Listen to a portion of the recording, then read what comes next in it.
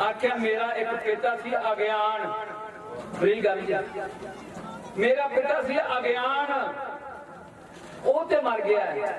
हुण मेरे घर पुत्र ने जन्म लिया है, ओदा नाम है ज्ञान। समझ गए ना कि पहला मैं अज्ञान जे अंधेरे विच फिरदा सा, मेरे गुरु ने मैनू ज्ञान बख्शिश कर दिता। आखो एक बारी सतनाम। ज्ञान अंजन गुर दिया, अज्ञान अंधेर बना, हर कृपा ते संत भेजिया नानक। देखो ये है अज्ञान पढ़ दो रोज आसा जी बात पहला श्लोक ते दूजा, चलो दूजा पढ़ो। जे सौ चंदा उगवे सूरज चढ़े हजार, इत्ते चानन होंदिया घोर बिन घोर अंधार। किहड़े हनेरे दी गल कीती है? आ बाहरले हनेरे जानन दी गल नहीं कीती, अंदर दा हनेरा। अंदर दा हनेरा उदों दूर होवेगा जदों गुरु दी किरपा होवेगी। ਉਹ ਕਹਿੰਦਾ ਮੇਰੇ ਘਰ ਹੁਣ ਪੁੱਤਰ ਨੇ ਜਨਮ ਲਿਆ, ਭਾਵ ਮੈਂ ਹੁਣ ਗੁਰੂ ਤੋਂ ਗਿਆਨ ਹਾਸਲ ਕਰ ਲਿਆ, ਅਗਿਆਨ ਚਲਾ ਗਿਆ, ਅਗਿਆਨ ਮਰ ਗਿਆ। ਉਹਦੇ ਪੜਤੋਤੇ ਮਤੀ ਦਾ ਤੇ ਸਤੀ ਦਾ ਦੋਵੇਂ ਸੱਕੇ ਭਰਾ ਸਨ। ਹੁਣ ਵਾਰੀ ਆਈ ਭਾਈ ਦਿਆਲੇ ਦੀ, ਇਹਦੇ ਬਾਰੇ ਵੀ ਥੋੜਾ ਜਿਹਾ ਦੱਸਣਾ ਜ਼ਰੂਰੀ ਹੈ। ਭਾਈ ਦਿਆਲੇ ਦਾ ਪਿਤਾ ਦਾ ਨਾਮ ਸੀ ਮਾਈ ਦਾਸ, ਇਹਦੇ ਦਾਦੇ ਦਾ ਨਾਮ ਸੀ ਭਾਈ ਬੰਦੂ ਰਾਏ। ਤੇ ਸ਼ਹੀਦ ਅੱਜ ਭਾਈ ਮਣੀ ਸਿੰਘ ਦਾ ਸੱਕਾ ਭਰਾ ਸੀ, ਰਾਜਪੂਤ ਬਲਾਦੇ ਵਿੱਚ। ਇਹ ਮੈਂ ਕਹਿੰਦਾ ਕਿ ਭਾਈ ਮਣੀ ਦਾਸ ਦੇ ਇੱਕ ਪਰਿਵਾਰ ਨੇ 53 ਜੀਆਂ ਨੇ ਸ਼ਹੀਦੀਆਂ ਲਈਆਂ। 53 ਜੀ ਥੋੜੇ ਨੂੰ ਇੱਕ ਪਰਿਵਾਰ ਦੇ ਵਿੱਚੋਂ। ਸਮਾਂ ਮਿਲਿਆ ਤੇ ਡਿਟੇਲ ਨਾਲ ਮੈਂ ਦੱਸਾਂਗਾ। ਉਹ ਭਾਈ ਦਿਆਲਾ ਸ਼ਹੀਦ ਹੀ ਅੱਜ ਭਾਈ ਮਣੀ ਸਿੰਘ ਜੀ ਦਾ ਬੰਦ ਕੱਟਿਆ ਗਿਆ ਸੀ। ਵੇਖੋ ਜਦੋਂ ਬੰਦ ਲੱਗੇ ਨਾ ਕੱਟਣ, ਤੇ ਜਲਾਦ ਨੇ ਗੁੱਟ ਦੇ ਉੱਤੇ ਢੋਕਾ ਮਾਰਿਆ, ਗੁੱਟ ਤੇ ਭਾਈ ਮਣੀ ਸਿੰਘ ਹੱਥ ਪਿਆ ਕਿ ਜਲਾਦਾ ਤੈਨੂੰ ਹੁਕਮ ਹੋਇਆ ਬੰਦ ਕੱਟਣ ਦਾ, ਮੈਨੂੰ ਹੁਕਮ ਹੋਇਆ ਬੰਦ ਕਟਵਾਉਣ ਦਾ, ਤੇਰੇ ਹੱਥ ਪੇ ਕੰਬਦੇ ਨੇ क्यों? मेरा बंद कट के लगा, बंद कटना करके ना गुट तो बंद नहीं शुरू हुंदा, इस उंगली तो शुरू होंदे ने। आखो एक बारी सच मां किहो जे सिख सन, उंगली तो कट। मैनू एक विद्वान ने पूछा, विद्वान कई बार सवाल करते ने कई सुझाव भी देंदे ने।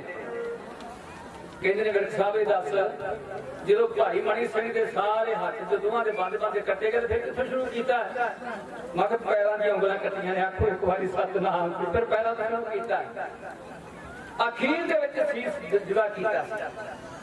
वो भाई मनी सिंह कहने लगा तेनू हुक्म होया मेरे बंद कट्टण दा, मैनू हुक्म होया बंद कटवाउण दा, तू डरदा क्यों? तेरे हत्थ क्यों कंबदे ने? क्या कि जब बंद कटवाउण लगा दुश्मन घूड़ियां पाउंदा सा, उंगली दे बंद तीन एक कट्टो कह समझाउंदा सा कि इत्थों शुरू कर। उस भाई शहीद अज भाई मनी सिंह दा बड़ा भरा सी भाई दियाला जी। आख्या आ जा, वड्डी सारी देख पानी दी वाल ली, बांह तो फड़ के विच लगे ने बिठाउण। ते भाई दियाले ने आख्या पिछे हट जाओ, ਇਹ ਸਭ ਤੇ ਮੇਰੇ ਗੁਰੂ ਪਾਤਸ਼ਾਹ ਨੇ ਪੜਾਇਆ ਹੈ, ਅਸੀਂ ਸੰਗਤਾਂ ਲਈਏ, ਅਸੀਂ ਸਿੱਖਿਆ ਪਾਤਸ਼ਾਹ ਤੋਂ।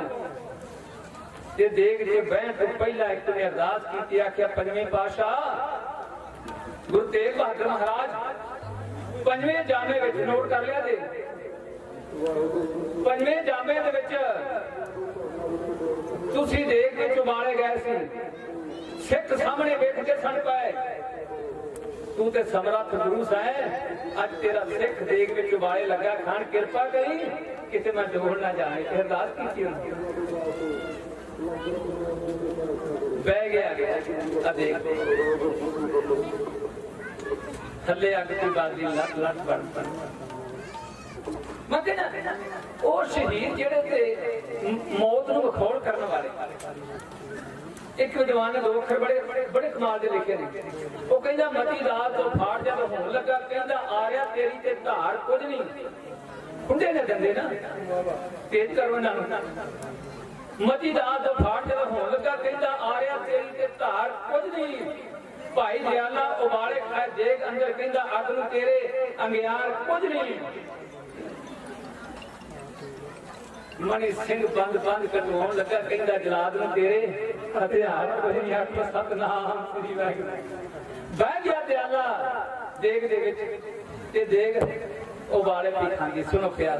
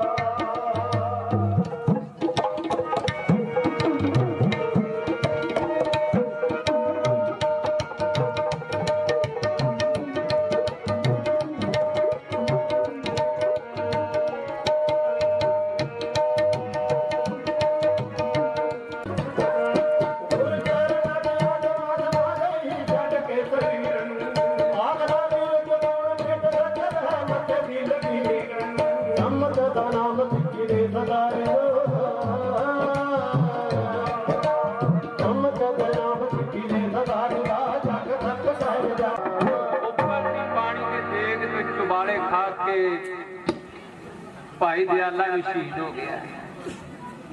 वारी आई है भाई सती दास की, जो मती दास का छोटा भरा ये लिखारी बड़ा तगड़ा इन्हें जो बादशाह ने वचन किए सन कुछ लिख भी लाए सन ने, पर जालमा ने वो खोड़ इस बाद जबरदस्त। काजी कहने लगा जलाद इन्हें की फतवा लाना है। कहने लगा ये शरीर के दुआले रूणी भलेज के ना इनू अग ला दो। अरदास पहला आखते सी अग विच सड़े गए, रूम विच भलेज के अग की भेट चढ़ गए, टुकड़े टुकड़े कर दिते, जंडा नाल बन के साड़े गए, भट्टियां ढोके गए। ये पहला आंदे सी हुण औरंगजेब बादशाह ने यह दावा सी कि मैं जद्दी बादशाह हाँ, बाबर तो लैके चले आया सी। बाबर का पुत्र हमायूं, हमायूं का अकबर, अकबर का जहांगीर, जहांगीर का शाहजहां ते शाहजहां का औरंगजेब। इस तरह की जद्दी आई चली। ओदा एक सी ऐलान कि मैं जद्दी बादशाह हाँ। काजी का ऐलान सी मैं जद्दी काजी हाँ। जलाद का एक ख्याल सी कि मैं जद्दी जलाद हाँ। धन धन गुरु तेग बहादुर महाराज कह रहे तुसी जलदी बादशाह, जद्दी काजी, जद्दी जलाद, असी जद्दी शहीद हाँ। याद रखो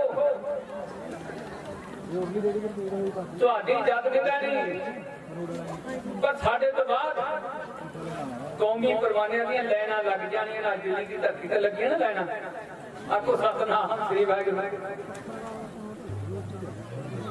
क्योंकि जी असी जद्दी शहीद हाँ। सुनो प्यार दे नाल हुण जलाद ना तलवार चिट्ठी पिया करता हुण घोल लगा जी हुण सतगुरु मुस्कुराए ने थोड़ा जिहा जलाद पुछदा है काजी पता तू हसना है तेन तो कतल कर देना कहने लगा देखो तुहाडे कोल तलवार है नोट कर लिया जी तुहाडे कोल तलवार है साडे कोल विचार है तुहाडे कोल जबर है साडे कोल सबर है तुहाडे कोल पाप है साडे कोल पुण्य है तेरे हाथ में तेग है ते मेरा नाम तेग बहादुर है खेल बड़ी वधिया वरतनी है कह लगे कमाल ताते समझा टाइम आ गया एक विद्वान ने दो चार लेना बड़िया कमाल दी लिखनियां सुन लिया ध्यान दे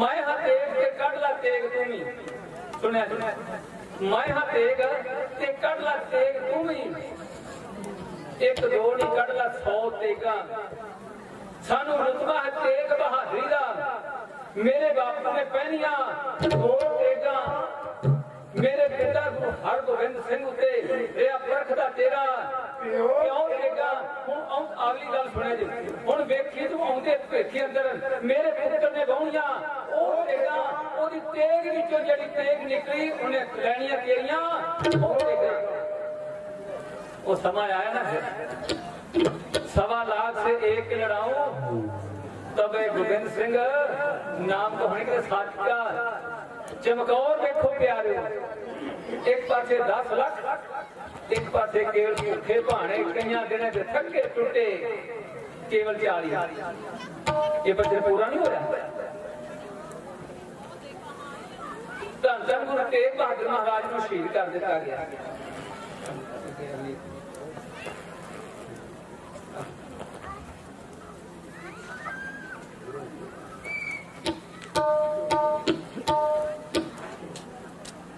मैं इस इतिहास की एक कविता कहनी प्यारो ते मैं एक बचन करा उधम सिंह की आवाज जरूर कहनी है मेरा तो ख्याल से कि मैं ਉਹਦੇ ਨਾਲ ਆਪਾਂ ਦਿੱਲੀ ਨੂੰ ਜੋੜਾਂਗੇ ਜੇ ਮੇਰੇ ਤੋਂ ਪਹਿਲਾਂ ਕੈਪਟਨ ਸਾਹਿਬ ਗੱਲ ਕਹਿ ਕੇ ਗਿਆ ਕਿ ਅੱਜ ਦਿੱਲੀ ਦਾ ਆਪਾਂ ਗੱਲ ਦਿੱਲੀ ਦੀ ਗੱਲ ਨਹੀਂ ਕਰਦੇ ਤਾਂ ਮੈਂ ਉਹ ਤੁਹਾਡੀ ਨਹੀਂ ਹੈਗਾ ਜਿਹੜਾ ਅੱਜ ਦਿੱਲੀ ਦੀ ਗੱਲ ਨਹੀਂ ਕਰਦਾ ਪ੍ਰਚਾਰ ਨਹੀਂ ਹੈਗਾ ਜਿਹੜਾ ਦਿੱਲੀ ਦੀ ਗੱਲ ਨਹੀਂ ਕਰਦਾ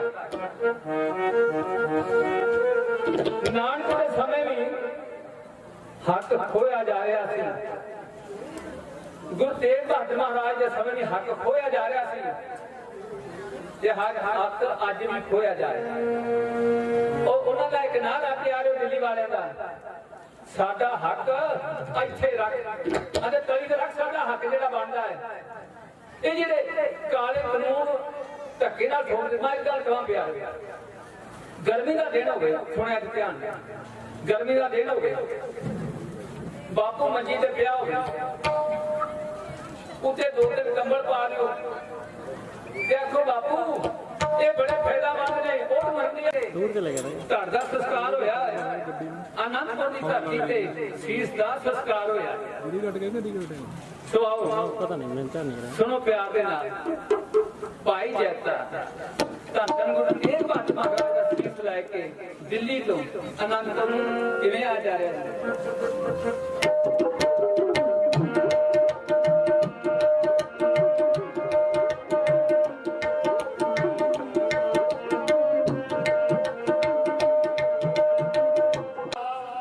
विशेष तौर पर पहुंचे हैं ਅਤੇ सारा ही जथा बहुत ही मैं समझदा हाँ जो टांडे पिंडे होके पिंडा ਦੇ ਵਿੱਚੋਂ ਪਹਿਲਾਂ ਫਤਿਹਗੜ੍ਹ ਸਾਹਿਬ ਤੋਂ ਰਾਜਪੁਰੇ ਨੂੰ ਆਏ ਫਿਰ ਰਸਤਾ ਨਹੀਂ ਮਿਲਿਆ ਫਿਰ ਬਨੂੜ ਨੂੰ ਗਏ ਬਨੂੜ ਤੋਂ ਫਿਰ ਤੇਪਲਾ ਨੂੰ ਆਏ ਤੇਪਲੇ ਵੀ ਬੰਦ ਸੀ ਫਿਰ ਰਾਮਨਗਰ ਨੂੰ ਹੁੰਦੇ ਹੋਏ ਤਕਰੀਬਨ 1.5 ਘੰਟਾ ਪਰ ਫਿਰ ਵੀ ਬਾਬਾ ਜੀ ਦਾ ਬਹੁਤ ਬਹੁਤ ਧੰਨਵਾਦ क्योंकि बाबा जी का जो बर्तन होंगे टल होंगे इन्होंने कहा भी असं जरूर आवांगे भावें कुछ भी हो जाए सो इन्होंने अपने जो वचन है उसके टल ने सो इन्हों के आन से जथे के आन से भाई गुरप्रीत सिंह के आन से एक जयकारा चलना है बोले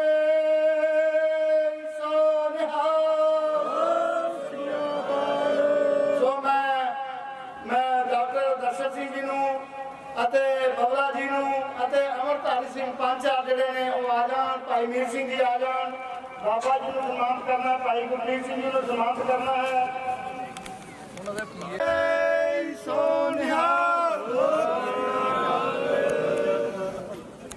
ਬੋਲੇ ਸੋ ਨਿਹਾਲ। ਕਿਉਂਕਿ ਉਹਨਾਂ ਨੇ ਆਪਣੀ ਤਪੱਸਿਆ ਤੇ ਕਰਨੀ ਕਮਾਈ ਦੇ ਨਾਲ ਤੇ ਉਹਨਾਂ ਮਹਾਂਪੁਰਸ਼ਾਂ ਨੂੰ ਇਸ ਨਗਰ ਦੇ ਨਾਂ ਦੇ ਨਾਲ ਕੜਾਮਾਂ ਵਾਲੇ ਮਹਾਂਪੁਰਸ਼, ਕਿਉਂਕਿ ਨਾਮ ਤਾਂ ਉਹਨਾਂ ਨੂੰ ਦੱਸਿਆ ਸੀ, ਉਹਨਾਂ ਨੇ ਕਿਸੇ ਨੂੰ ਆਪਣਾ, ਉਹਨਾਂ ਸਤਿਪੁਰਸ਼ਾਂ ਦੀ ਯਾਦ ਸਾਲਾਨਾ ਜੋੜ ਮੇਲਾ ਗੁਰੂ ਨਾਨਕ ਸਾਹਿਬ ਦੇ ਧੁਰਾਂ ਤੋਂ ਆਈ ਹੋਈ ਗੁਰਤਾ ਗੱਦੀ ਦੇ 11ਵੇਂ ਥਾਂ ਤੇ ਚਾਵਰ ਛਤਰ ਤਖਤ ਦੇ ਮਾਲਕ ਬਾਣੀ ਗੁਰੂ, ਗੁਰੂ ਹੈ ਬਾਣੀ ਵਿੱਚ ਬਾਣੀਆਂ ਲੱਥ ਸਾਰੇ। ਸਤਿਗੁਰੂ ਸ੍ਰੀ ਗੁਰੂ ਗ੍ਰੰਥ ਸਾਹਿਬ ਜੀ ਮਹਾਰਾਜ ਦੀ ਪਾਵਨ ਪਵਿੱਤਰ ਹਜ਼ੂਰੀ ਦੇ ਅੰਦਰ ਦੀਵਾਨ ਸਜਿਆ। ਕਈ ਵਾਰ ਜ਼ਿੰਦਗੀ ਦੇ ਵਿੱਚ ਐਸਾ ਹੁੰਦਾ ਹੈ, ਔਰ ਇਸ ਵਾਰ ਆਪਣੇ ਸਾਰਿਆਂ ਦੇ ਨਾਲ ਐਸਾ ਹੋਇਆ ਕਿ ਜੋ ਪਰਮੇਸ਼ਰ ਨੂੰ ਮਨਜ਼ੂਰ ਹੈ ਉਹ ਹੁੰਦਾ ਹੈ ਕਿ ਜੋ ਮਹਾਂਪੁਰਖਾਂ ਦੀ ਯਾਦ ਵਾਲਾ ਜਿਹੜਾ ਦਿਨ, ਉਸੇ ਦਿਨ ਜੋ ਪੂਰੇ ਭਾਰਤ ਦੇ ਮਜ਼ਦੂਰ ਤੇ ਕਿਸਾਨ ਆਪਣੇ ਹੱਕਾਂ ਦੇ ਲਈ ਜੂਝ ਰਹੇ, ਜੋ ਸਰਕਾਰ ਦੇ ਬੋਲੇ ਕੰਨਾਂ ਨੇ ਉਹਨਾਂ ਦੀ ਆਵਾਜ਼ ਨਹੀਂ ਸੁਣੀ ਤੇ ਉਹਨਾਂ ਤੱਕ ਆਵਾਜ਼ ਪਹੁੰਚਾਉਣ ਦੇ ਲਈ ਉਹਨਾਂ ਨੇ ਪਿੱਛੇ ਵੀ ਇਸ ਤਰ੍ਹਾਂ ਦੇ ਪ੍ਰੋਗਰਾਮ ਦਿੱਤੇ। ਤੇ ਜਦੋਂ ਵੀ ਕੋਈ ਕਿਸਾਨ ਪ੍ਰੋਗਰਾਮ ਦਿੰਦੇ ਹੈ, ਹਿੰਦੁਸਤਾਨ ਦਾ ਮਜ਼ਦੂਰ ਤੇ ਕਿਸਾਨ ਜਿਹੜਾ ਉਹਨਾਂ ਤੇ ਫੁੱਲ ਚਾੜਦਾ ਹੈ। ਇਸ ਲਈ ਭਾਰਤ ਬੰਦ ਦਾ ਸੱਦਾ ਜੋ ਦਿੱਤਾ ਪੂਰਨ ਰੂਪ ਦੇ ਵਿੱਚ ਕਾਮਯਾਬ ਨਜ਼ਰ ਆ ਰਿਹਾ ਹੈ। ਮੈਂ ਮਹਿਸੂਸ ਕਰ ਰਿਹਾ ਸੀ, ਇੱਕ ਤੋਂ ਬਾਅਦ ਦੂਜੇ ਨਾਕੇ ਤੇ, ਦੂਜੇ ਤੋਂ ਬਾਅਦ ਤੀਜੇ ਨਾਕੇ ਤੇ, ਔਰ ਉਹ ਇੰਨੇ ਸਿਆਣੇ ਗੁਰਮੁਖ ਨੇ ਜਿਹੜੇ ਨਾਕਿਆਂ ਤੇ ਬੈਠੇ, ਮੈਂ ਉਹਨਾਂ ਦਾ ਧੰਨਵਾਦ ਕਰਦਾ ਇੱਥੇ ਸਟੇਜ ਤੇ। ਉਹਨਾਂ ਨੇ ਆਪਣਾ ਨਿਯਮ ਵੀ ਪਾਲਿਆ, ਹੱਥ ਜੋੜ ਕੇ ਉਹਨਾਂ ਨੇ ਦੱਸਿਆ ਵੀ ਬਾਬਾ ਜੀ ਸਾਡੀ ਇਹ ਮਜਬੂਰੀ ਹੈ, ਅਸੀਂ ਗੱਡੀ ਕੋਈ ਵੀ ਨਹੀਂ ਲੰਘਾਂਗੇ। ਭਾਈ ਅਵਤਾਰ ਸਿੰਘ ਜੀ ਜੋ ਗੁਰਪ੍ਰੀਤ ਸਿੰਘ ਦੇ PAV ਰਹੇ ਮੈਂਬਰ ਸਾਹਿਬਾਨ ਦੇ ਬੜੀ ਜ਼ਿੰਮੇਵਾਰੀ ਹੈ, ਨਿਭਾਉਂਦੇ ਹੈ। ਗੁਰਪ੍ਰੀਤ ਸਿੰਘ ਦਾ ਫੋਨ ਮੈਨੂੰ ਆਇਆ, ਕਹਿਣ ਲੱਗਾ ਜੀ ਮੁਕੰਮਲ ਤੌਰ ਤੇ ਸਟੇਜ ਤੇ ਜਿੰਨੇ ਵੀ ਗੁਰਮੁਖ ਬੋਲੇ ਨੇ ਕਿਹੜੇ ਨੇ ਕੀ ਸੁਣਾਇਆ, ਪਰ ਜਦੋਂ ਮੈਂ ਆ ਰਿਹਾ ਸੀ ਢਾਡੀ ਸਿੰਘ ਜਿਨ੍ਹਾਂ ਨੇ ਊਧਮ ਸਿੰਘ ਦੀ ਵਾਰ ਵੀ ਸੁਣਾਈ ਹੈ ਤੇ ਉਹ ਦੱਸ ਰਹੇ ਸੀ ਗੁਰੂ ਤੇਗ ਬਹਾਦਰ ਸਾਹਿਬ ਦੇ 400 ਸਾਲੇ ਤੇ ਵੀ ਕੁਝ ਬਚਨ ਸੁਣਾਏ। ਤੇ ਹੁਣ ਮਹਾਂਪੁਰਖਾਂ ਦੀ ਜੋ ਉਹਨਾਂ ਦੀ ਘਾਲਣਾ ਸੀ, ਆਪਾਂ ਉਸ ਪੱਖ ਚ ਗੁਰਬਾਣੀ ਦੇ ਅਨੁਸਾਰ ਕੁਝ ਵਿਚਾਰਾਂ ਕਰ ਸਕੀਏ। ਜਦੋਂ ਵਿਚਾਰ ਦੀ ਲੜਾਈ ਸ਼ੁਰੂ ਹੋ ਗਈ ਉਹਦੇ ਵਿੱਚ ਆਪਾਂ ਕੋਈ ਗੱਲ ਹੋਰ ਨਹੀਂ ਕਰ ਸਕਦੇ। ਇੱਕ ਗੱਲ ਜ਼ਰੂਰ ਹੈ ਕਿ ਭਾਈ ਜੋ ਇਸ ਵੇਲੇ ਸਮਾਂ ਹੈ, ਆਪਣੇ ਭਰਾਵਾਂ ਨਾਲ ਮੋਢੇ ਨਾਲ ਮੋਢਾ ਲਾ ਕੇ ਖੜੋ। ਪੂਰੇ ਹਿੰਦੁਸਤਾਨ ਦੇ ਵਿੱਚ ਦੇਖੋ, ਪਹਿਲਾਂ ਸਰਕਾਰ ਦੇ ਕੰਨ ਤੇ ਜੂੰ ਨਹੀਂ ਸੀ ਸੜਕੀ ਵੀ ਪੰਜਾਬ ਦੇ ਲੋਕ ਨੂੰ ਮੁੱਠੀ ਭਰ ਕੀ ਕਰ ਲੈਣਗੇ, ਕੋਈ ਬਾਤ ਨਹੀਂ। ਔਰ ਜਿੰਨੇ ਵੀ ਅੰਦੋਲਨ ਸ਼ੁਰੂ ਹੋਏ ਨੇ, ਭਾਵੇਂ ਹਿੰਦੁਸਤਾਨ ਆਜ਼ਾਦ ਕਰਾਉਣ ਦਾ ਅੰਦੋਲਨ ਸੀ, ਪੰਜਾਬ ਤੋਂ ਸ਼ੁਰੂ ਹੁੰਦੀ ਰਹੀ ਹੈ ਜਾਂ ਬੰਗਾਲ ਦੇ ਵਿੱਚੋਂ ਸ਼ੁਰੂ ਹੁੰਦੀ ਰਹੀ। ਇਹ ਦੋ ਸਟੇਟਾਂ ਅੱਜ ਵੀ ਤੁਸੀਂ ਲਿਸਟਾਂ ਕੱਢ ਲਓ ਸਾਡੀਆਂ ਪੰਜਾਬ ਦੀਆਂ, ਸਾਡੇ ਬਜ਼ੁਰਗਾਂ ਦੀਆਂ। ਦੇਸ਼ ਆਜ਼ਾਦ ਕਰਾਉਣ ਦੇ ਬਦਲੇ ਜੇ 124 ਫਾਂਸੀ ਤੇ ਲੜ ਗਿਆ ਤਾਂ ਉਹਨਾਂ 'ਚ 93-94 ਤੁਹਾਡੇ ਬਜ਼ੁਰਗ ਸੀ ਪੰਜਾਬ ਦਾ। ਇਹ ਬਹੁਤ ਵੱਡਾ ਹਿੱਸਾ ਤੁਹਾਡਾ। ਦੇਸ਼ ਨੂੰ ਆਜ਼ਾਦ ਕਰਾਇਆ, ਪਰ ਆਜ਼ਾਦੀ ਲੈਣ ਵਾਲਿਆਂ ਨੇ ਇਮਾਨਦਾਰੀ ਤੋਂ ਕੰਮ ਨਹੀਂ ਲਿਆ। ਜੋ ਗਾਂਧੀ ਨੇ ਕਿਹਾ ਸੀ ਉਹ ਇਹਨਾਂ ਨੇ ਭੁਲਾ ਦਿੱਤਾ, ਜਾਂ ਰਾਜਨੀਤਿਕ ਲੋਕਾਂ ਨੇ ਜਾਣ ਬੁੱਝ ਕੇ ਪੰਜਾਬ ਨਾਲ ਤੇ ਸਿੱਖਾਂ ਨਾਲ ਬੇਇਨਸਾਫੀ। ਤੇ ਹੁਣ ਜਿਹੜਾ ਇਹ ਨਾ ਤਾਂ ਕੋਈ ਰਾਜਨੀਤਿਕ ਮੋਰਚਾ ਹੈ, ਇਹ ਤਾਂ ਤੁਸੀਂ ਆਪਣੀਆਂ ਜ਼ਮੀਨਾਂ ਜਿਨ੍ਹਾਂ ਦੇ ਸਰਦਾਰ ਤੁਹਾਨੂੰ ਬੰਦਾ ਸਿੰਘ ਬਹਾਦਰ ਨੇ ਮਜ਼ਾਰਿਆਂ ਤੋਂ ਤੁਹਾਨੂੰ ਜ਼ਿਮੀਂਦਾਰ ਸਰਦਾਰ ਬਣਾਇਆ, ਹੁਣ ਹੈ ਆਪਣੀ ਪੱਗ ਨੂੰ ਸਿਰ ਤੇ ਰੱਖਣ ਦੀ ਬਾਤ, ਹੁਣ ਹੈ ਆਪਣੀ ਜ਼ਮੀਨਾਂ ਦੀ ਸਰਦਾਰੀ ਨੂੰ ਰੱਖਣ ਦੀ ਬਾਤ, ਹੁਣ ਹੈ ਹਿੰਦੁਸਤਾਨ ਦੇ ਮਜ਼ਦੂਰ ਨੂੰ ਬਚਾਉਣ ਦੀ ਗੱਲ। ਉਹਦੇ ਲਈ ਅਰਦਾਸ ਵੀ ਕਰੋ ਤੇ ਮਹਾਰਾਜ ਕਿਰਪਾ ਕਰੇਗਾ। ਬਹੁਤ ਬੜੀਆਂ ਮੁਸ਼ਕਲਾਂ ਦੇ ਵਿੱਚ ਜਾ ਕਉ ਮੁਸ਼ਕਿਲ ਅਤ ਬਣੇ ਢੋਈ ਹੋਏ ਨਾ ਦੇ ਲਾਗੂ ਹੋਏ ਦੁਸ਼ਮਣਾ ਸਾਥ ਵਿੱਚ ਸਭੋ ਚੱਕੇ ਭਜੇ ਆਸਰਾ ਚੁੱਕਿਆ ਉਸ ਸਰਾਓ ਚਿਤ ਆਵੇ ਉਸ ਪਾਰ ਵਰਨ ਨਾ ਲਗੇ ਨਾ ਤਾਤੀ। ਇਹ ਵੀ ਗੁਰੂ ਸਾਹਿਬ ਦੇ ਬਚਨ। ਸੋ ਆਓ ਮਹਾਂਪੁਰਸ਼ ਭਾਵੇਂ ਘਰਾਮਾਂ ਵਾਲੇ ਜਾਂ ਹਿੰਦੂ ਮਤ ਦੇ ਮਹਾਂਪੁਰਸ਼ ਜਾਂ ਈਸਾਈਆਂ ਦੇ ਵਿੱਚੋਂ ਬੰਦਗੀ ਕਰਨ ਵਾਲੇ ਨੇ ਜਾਂ ਮੁਸਲਮਾਨਾਂ ਦੇ ਫਕੀਰ ਜਾਂ ਸਾਡੇ ਗੁਰੂ ਨਾਨਕ ਦੇ ਘਰ ਦੇ ਉਦਾਸੀ ਸੰਤਾਂ ਚੋਂ ਨਿਰਮਲਿਆਂ ਚੋਂ ਸੰਪਰਦਾਵਾਂ ਦੇ ਵਿੱਚ ਜਿਨ੍ਹਾਂ ਦੀ ਬੰਦਗੀ ਕਰਦੇ ਪੁਰਖ ਨੂੰ ਪ੍ਰਵਾਨ ਹੋ ਗਈ, ਉਹਨਾਂ ਸਾਰਿਆਂ ਨੂੰ ਹੀ ਨਮਸਕਾਰ। ਸਮੁੱਚੇ ਰੂਪ ਦੇ ਵਿੱਚ ਗੁਰਬਾਣੀ ਦੇ ਅੰਦਰ ਜੋ ਪਾਵਨ ਵਚਨ ਹੈ, ਧੰਨ ਸੋ ਬੰਸ, ਜਿਸ ਬੰਸ ਦੇ ਵਿੱਚ ਮਹਾਂਪੁਰਸ਼ ਦਾ ਸਰੀਰ ਪੈਦਾ ਹੁੰਦਾ ਹੈ।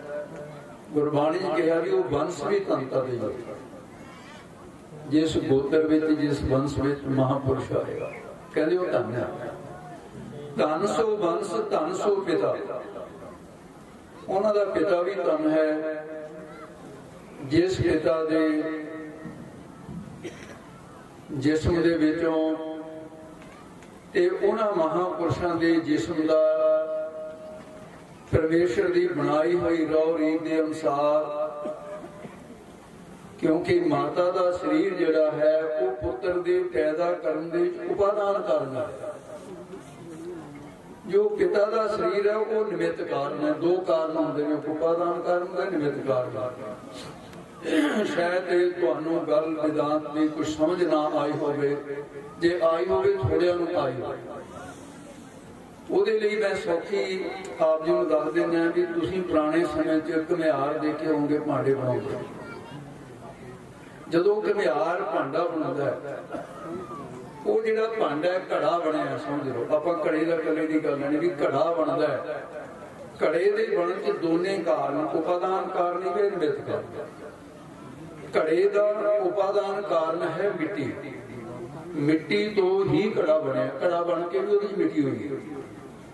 ਘੜੇ ਨੂੰ ਅਸੀਂ ਕਹਾਂਗੇ ਵੀ ਮਿੱਟੀ ਦਾ ਉਪਾਦਾਨ ਕਾਰਨ। ਇਹ ਮੈਂ ਇਸ ਤਰ੍ਹਾਂ ਵੀ ਜਿਵੇਂ ਹੁਣ ਇਹ ਵਕੀਲ ਸਾਹਿਬ ਨੇ ਉੱਥੇ ਕੋਰਟ ਦੇ ਵਿੱਚ ਜਦੋਂ ਕੇਸ ਲੜਦੇ ਆ, ਇੰਗਲਿਸ਼ ਦੇ ਵਿੱਚ ਇਹ ਜਿਹੇ ਵਰਡ ਨੇ, ਇਹ ਕਾਨੂੰਨਾਂ ਦਾ ਇਹਨਾਂ ਨੂੰ ਪਤਾ ਹੁੰਦਾ ਹੈ, ਇਹ ਫਿਰ ਸਮਝਾਉਂਦੇ ਆ, ਉਹਦਾ ਟ੍ਰਾਂਸਲੇਟ ਕਰਕੇ ਵੀ ਇਹਦਾ ਆਮ ਮਤਲਬ। ਇਹ ਸਾਡੇ ਵਾਲੀ ਪੜ੍ਹਾਈ 'ਚ ਵੀ ਇਸੇ ਤਰ੍ਹਾਂ ਹੀ ਜਾਂਦੇ, ਉਦੋਂ ਨਹੀਂ ਗੂੜ ਹੈ। ਇਸ ਕਰਕੇ ਵੀ ਉਪਾਦਾਨ ਕਾਰਨ ਜਿਹੜਾ ਉਹ ਰੂਪ ਬਦਲਦਾ ਹੈ, ਲੇਕਿਨ ਰਹਿੰਦਾ ਉਹੀ। ਮਿੱਟੀ ਦਾ ਉਪਾਦਾਨ ਕਾਰਨ ਹੋ ਗਿਆ, ਜਿਹੜੀ ਮਿੱਟੀ ਜਿਹੜੀ ਹੈ ਘੜੇ ਦੇ ਉਪਾਦਾਨ ਕਾਰਨ ਦੇ ਵਿੱਚ ਹੁੰਦੀ। ਹੁਣ ਮਿੱਟੀ ਆਪਣੇ ਆਪ ਘੜੇ ਦਾ ਰੂਪ ਨਹੀਂ ਬਣ ਸਕਦੀ, ਇਹਦੇ ਵਿੱਚ ਨਿਮਿਤ ਕਾਰਨ ਵੀ ਚਾਹੀਦਾ।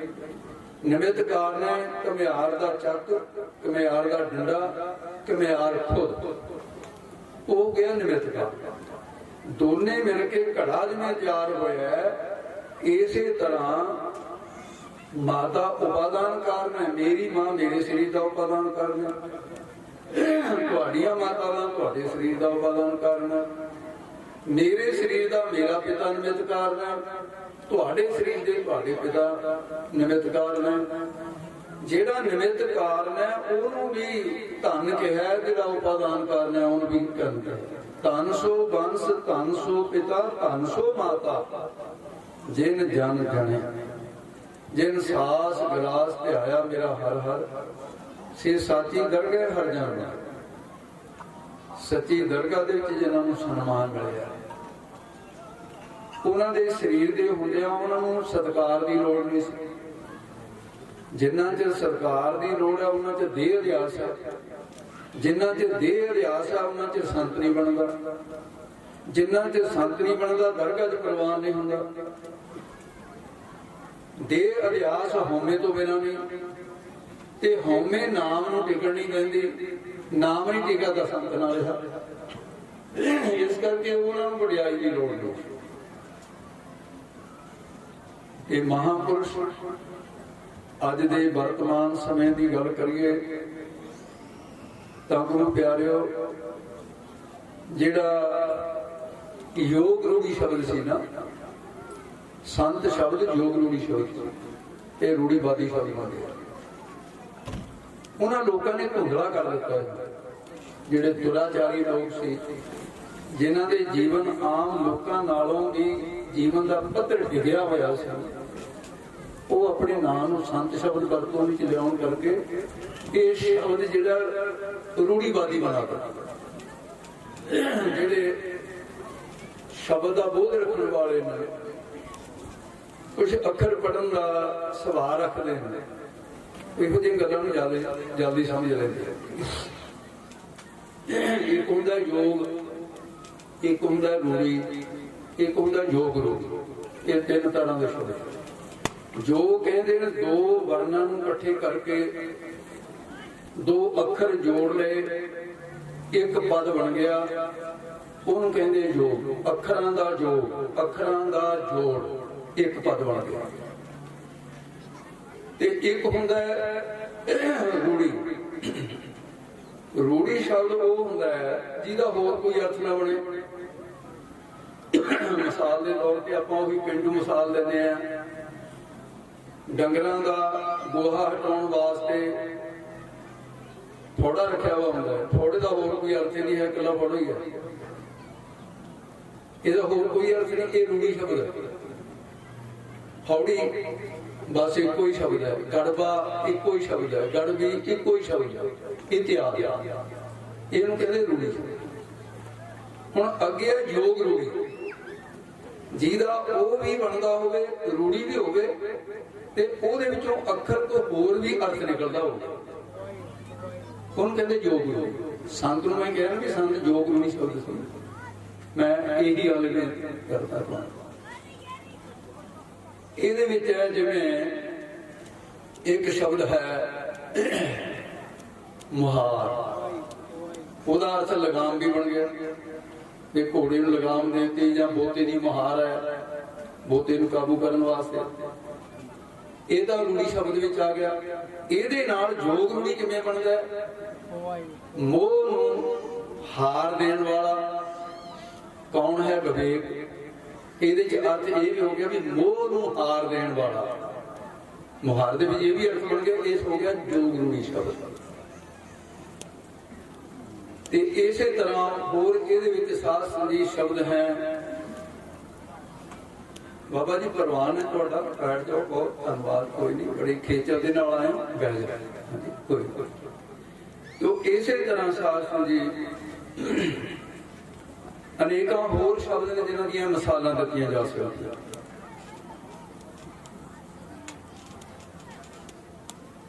ਇਹ ਜੋ ਰੂੜੀ ਸ਼ਬਦ ਹੋ ਗਿਆ, ਯੋਗ ਰੂੜੀ ਬਣਦਾ ਹੈ ਸਾਮ ਅੰਤ।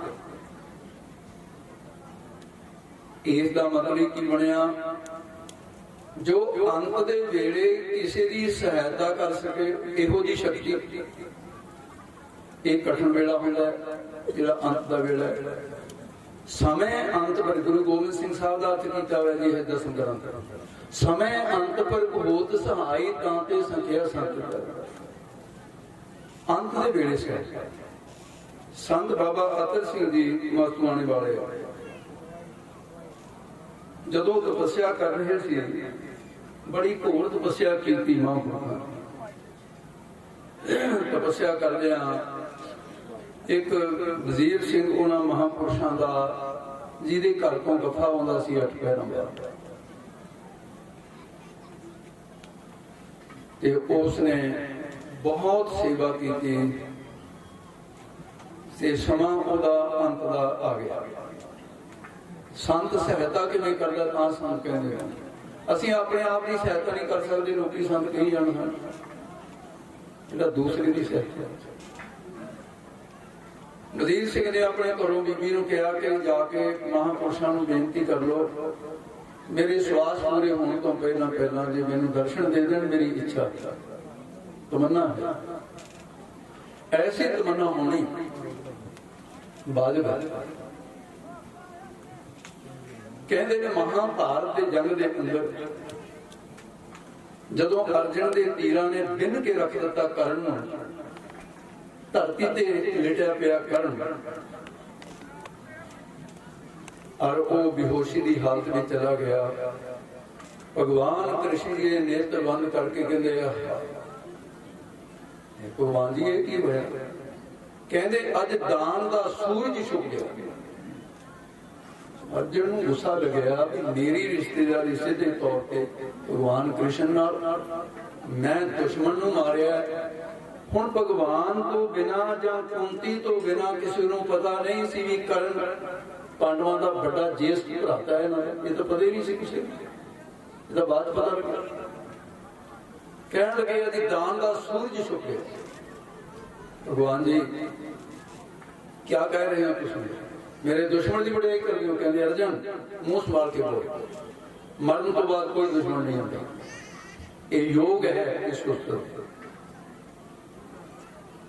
कहते जी मैं इन्हू जर नहीं सकता। कहते आ फिर तेन उठाऊं। योग माया के अनुसार ब्राह्मण का भेष धारण कर लिया ते अर्जुन ने कहा ब्राह्मण वाले कपड़े पा ले। भगवान जी ने ब्राह्मण का भेष बना के करन गया, करण करण हे महादानी करण, मैं गरीब ब्राह्मण हाँ, मैं सुनिया तू बहुत बड़ा दानवीर है, मैं बहुत लाचार हाँ, तेरे को मैं पहुंचा कि मैनू कुछ दान दे। थोड़ी जी सुरत कैम करके उन्हें कहा हे ब्राह्मण देवता, ब्राह्मण तो है नहीं सी तो भगवान से, हे ब्राह्मण देवता मेरिया दोने बाहां टुटियां, मेरिया लत्तां टुटियां हुई, मेरा शरीर छालनी छालनी होया, इस वेले मैं लाचार हाँ, मैं अज तक कोई मंगता खाली नहीं मोड़िया, पर विधाता ये मेरी किस्मत की लिखा सी कि मैं अज किसी ब्राह्मण को यह गल कह रहा कि मैं तेन कुछ नहीं दे सकता। करण दी अखां विच पानी आ गया। ब्राह्मण बोलिया, कहन लगा नहीं नहीं विधाता दी गल मैं करांगा। कहंदे हे विधाता मेरे भाग देख जेड़े कर ने किसी को जवाब नहीं दिता ते अज मैनू जवाब दे रहे। ओदे जख्म ते लूण भुक दिता ब्राह्मण दे रूप विच। उन्हें कहा ब्राह्मण मैं कोई जवाब नहीं दे रहा, मैं लाचार हाँ, मेरे को कुछ नहीं। कहते है क्यों नहीं? तेरे सोने दे दंद न अगर तू देना चाहता मेरा तो इन्ने तो सोने नाल भी गुजारा हो सकता है, तू जानबूझ के नहीं दे रहा। वो कहना ओहो क्षमा करनी, क्षमा करनी ब्रह्म देवता, शुक्र है मेरा धर्म रह गया। लिया पत्थर लिया, मेरे दंद तोड़ के सोना कट लिया। कहना मैं ब्राह्मण हाँ, कसाई नहीं, तेरा खून बगेगा, मैं नहीं कर सकता। जे देना तो दंद भन के आप दे सोना। इतिहास के कई बड़े खतरनाक हो गए। कहते हैं करण इस तरह जिवें वेलना रुड़दा बड़े खा के पत्थर को गया, जदों पत्थर दे नाल मुंह मार के दंद तोड़ लगा, भगवान कृष्ण ने जदे पकड़ लिया, कहने करण रुक जाओ, पहुंच गया तेरा सूरज। वास्तव रूप च भी कहंदा ओ भगवान जी तुसीं सी? कहंदे मैं। क्यों भी अर्जन दस है कोई ने बरकत नहीं? अर्जन चुप करना पिया। कहंदे इस दे बदले जो तेरा जी करदा ओ मंगल मैं तेनों ओही दे। कहंदे भगवान कुछ नहीं चाहिए, मैं अपना धर्म पालदे होए मैं ओदे नमक दा ऋणी सी दुर्योधन दा, मैं अपना ऋण तार दिता, सूरमे नूं ऋण लैके नहीं जाना चाहिए। ते हुण इक्को ही बेनती है, मेरा अंत का समय है, तुसी जाओ ना, मेरे सामने खड़ जाओ, ਜਦੋਂ ਮੇਰੇ ਪ੍ਰਾਣ ਨਿਕਲਣ ਮੇਰਾ ਧਿਆਨ ਤੁਹਾਡੇ ਵੱਲ ਹੋਵੇ, ਬਸ ਮੇਰੀ ਇਹ ਇੱਛਾ ਪੂਰੀ ਕਰ ਦਿਓ। ਕਰਨ ਨੇ ਸਰੀਰ ਤਿਆਗਿਆ ਤੇ ਭਗਵਾਨ ਕ੍ਰਿਸ਼ਨ ਵੱਲ ਧਿਆਨ ਸੀ। ਅੰਤ ਕਾਲ ਜੋ ਨਾਰਾਇਣ ਸਿਮਰੈ, ਐਸੀ ਚਿੰਤਾ ਮੈਂ ਜਿਮਰੈ। ਬਦਤ ਲੋਚਨ ਤੇ ਨਰਮੁਕਤਾ ਪੀਤੰਬਰ ਵਾਰ ਕੇ ਹਿਰਦੇ ਦਿਸੈ। ਸ੍ਰੀ ਗੁਰੂ ਗ੍ਰੰਥ ਸਾਹਿਬ ਤਰਲੋਚਨ ਜੀ ਦੀ ਬਾਣੀ ਮੈਂ ਜੋ ਬੇਨਤੀ ਕਰ ਰਿਹਾ ਸੀ। ਵਜ਼ੀਰ ਸਿੰਘ ਨੇ ਕਿਹਾ ਆਪਣੇ ਘਰ ਵਾਲੇ ਭਾਗਾਂ ਵਾਲੀਏ ਜਲਦੀ ਜਾ। ਸੰਤ ਬਾਬਾ ਆਤਰ ਸਿੰਘ ਨੂੰ ਬੇਨਤੀ ਕਰ, ਮਹਾਰਾਜ ਤੁਹਾਡੇ ਸੇਵਕ ਦਾ ਅੰਤ ਸਮਾਂ ਆ ਗਿਆ, ਜਾਣ ਤੋਂ ਪਹਿਲਾਂ ਤੁਹਾਡੇ ਦੀਦਾਰ ਮੰਗਦਾ ਹੈ, ਉਹ ਆਪ ਆ ਨਹੀਂ ਸਕਦਾ, ਇਸ ਕਰਕੇ ਹੁਣ ਕੁਝ ਪਰਾਂ ਦਾ। ਬੀਬੀ ਦੌੜ ਕੇ ਗਈ, ਜਾ ਕੇ ਬੇਨਤੀ ਕੀਤੀ। ਮਹਾਂਪੁਰਸ਼ ਕਹਿਣ ਲੱਗੇ, ਬੀਬੀ ਚਿੰਤਾ ਨਾ ਕਰ, ਐਡੀ ਛੇਤੀ ਨਹੀਂ ਪ੍ਰਾਣ ਤਿਆਗਦਾ। ਮੈਂ ਤਿਆਰ ਹੋ ਰਿਹਾ ਸੀ, ਸੁਨੇਹਾ ਮੈਨੂੰ ਮਿਲ ਗਿਆ, ਫਿਰ ਤੇਰੇ ਆਉਣ ਤੋਂ ਪਹਿਲਾਂ ਮਿਲ ਗਿਆ ਸੁਨੇਹਾ। ਮਹਾਰਾਜ ਇਹ ਕੈਸਾ ਸੁਨੇਹਾ ਮਿਲ ਗਿਆ? ਕਹਿੰਦੇ ਹਾਂ, ਮੈਨੂੰ ਸੁਨੇਹਾ ਮਿਲਿਆ, ਇਸ ਲਈ ਮੈਂ ਤਿਆਰ ਹੋ ਰਿਹਾ, ਇਸ਼ਨਾਨ ਕਰ ਰਿਹਾ। ਸੁਨੇਹਾ ਕੀ ਮਿਲਿਆ ਸੀ? ਸ੍ਰੀ ਗੁਰੂ ਗੋਬਿੰਦ ਸਿੰਘ ਸਾਹਿਬ ਮਹਾਰਾਜ ਨੇ ਆਪਣੇ ਸੰਤ ਦੀ ਲਾਜ ਰੱਖਦਿਆਂ ਹੋਇਆਂ ਦੀਦਾਰ ਬਖਸ਼ੇ। ਕਲਗੀ ਵਾਲੇ ਸਤਿਗੁਰੂ ਪੁੱਤਰਾਂ ਦੇ ਦਾਨੀ ਨੇ ਕਹਿਣ ਲੱਗੇ, ਸੰਤ ਜੀ ਤੇਰੇ ਸੇਵਕ ਨੂੰ ਲੈਣ ਵਾਸਤੇ ਆਏ, ਇਸ ਲਈ ਮੈਂ ਤੈਨੂੰ ਦੱਸ ਰਿਹਾ, ਥੋੜਾ ਜਿਹਾ ਸਮਾਂ ਰਹਿੰਦਾ ਤੇਰੇ ਸੇਵਕ ਦਾ, ਉਹਦੀ ਸੇਵਾ ਕਰਨਾ ਪ੍ਰਵਾਨ ਹੋ ਗਈ। ਤੇਰੀ ਸੇਵਾ ਕੀਤੀ ਸੀ ਨਾ, ਮੇਰੇ ਸਿੱਖ ਦੀ ਸੇਵਾ ਕਰਨ ਵਾਲੇ ਨੂੰ ਮੈਂ ਮਹਿਸੂਸ ਕਰਦਾ ਵੀ ਮੇਰੀ ਸੇਵਾ ਕੀਤੀ ਹੈ। ਜੋ ਮੇਰੇ ਪਿਆਰਿਆਂ ਦੀ ਉਸਤਤ ਕਰਦੇ ਹੈ, ਜੋ ਹਰ ਦਾਸਨ ਕੀ ਉਸਤਤ ਹੈ, ਸਾ ਹਰ ਕੀ ਵਡਿਆਈ। ਹਰ ਆਪਣੀ ਵਡਿਆਈ ਭਾਵ ਦੀ ਜਨਤਾ ਜੈਕਾਰ ਕਰਾਈ। ਰੱਬ ਦੀ ਵਡਿਆਈ ਤਾਂ ਰੱਬ ਦੀ ਵਡਿਆਈ ਹੈ ਹੀ, ਰੱਬ ਦੇ ਸੰਤਾਂ ਦੀ ਵਡਿਆਈ ਵੀ ਤਾਂ ਰੱਬ ਦੀ ਵਡਿਆਈ ਹੈ। ਇਹ ਜਿਹੜੇ ਲੋਕ ਇਹ ਕਹਿੰਦੇ ਆ ਵੀ ਸੰਤਾਂ ਦੀ ਉਸਤਤ ਕਰੀ ਜਾਂਦੇ ਆ ਜੀ, ਮਹਾਰਾਜ ਦੀ ਹਜ਼ੂਰੀ 'ਚ ਬਹਿ ਕੇ, ਉਹ ਤੁਸੀਂ ਗੁਰੂ ਗ੍ਰੰਥ ਸਾਹਿਬ ਪੜ੍ਹ ਕੇ ਤਾਂ ਦੇਖ ਲਓ ਜੀ, ਉਸਤਤ ਲਿਖੀ ਹੋਰ ਕਿਹਦੀ ਹੈ? ਇੱਥੇ ਚੋਰਾਂ ਦੀ ਉਸਤਤ ਲਿਖੀ ਹੈ ਮਹਾਰਾਜ ਦੇ ਵਿੱਚ, ਜਿਹੜਾ ਤੁਸੀਂ ਇਤਰਾਜ਼ ਕਰਦੇ ਹੋ। ਗੁਰਬਾਣੀ ਦੇ ਵਿੱਚ ਗੱਲਾਂ ਤਿੰਨ ਜਿਹਦੇ ਤੇ ਬਹੁਤਾ ਜ਼ੋਰ ਦਿੱਤਾ ਹੈ, ਜਾਂ ਤਾਂ ਨਿਰਾਕਾਰ ਦੀ ਹੁਕਮ ਹੈ, ਜਿਹਨੇ ਸੰਸਾਰ ਰਚਿਆ ਆਕਾਰ ਵਾਲਾ, ਜਾਂ ਸਰਗੁਣ ਸਰੂਪ ਧਾਰਨ ਕਰਕੇ ਸਰਗੁਣ ਦੀ ਉਪਮਾ ਹੈ, ਜਾਂ ਪਰਮੇਸ਼ਰ ਦੇ ਨਾਮ ਦੀ ਮਹਿਮਾ ਹੈ, ਜਾਂ ਫਿਰ ਨਾਮ ਜਪਣ ਵਾਲਿਆਂ ਦੀ ਮਹਿਮਾ। ਇਹ ਲੜੀ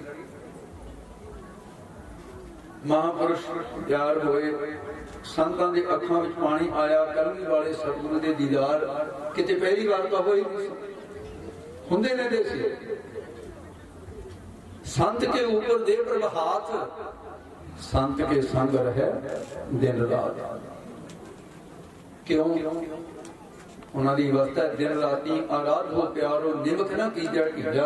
ਉਹ ਇੱਕ ਸਵਾਸ ਦਾ ਵਿਅਰਥ ਨਹੀਂ ਜਾਣਦੇ, ਫਿਰ ਰੱਬ ਪ੍ਰਭ ਜੀ ਵਸੈ ਸਾਧਗੀ ਰਸਨਾ ਰਸਨਾ ਤੇ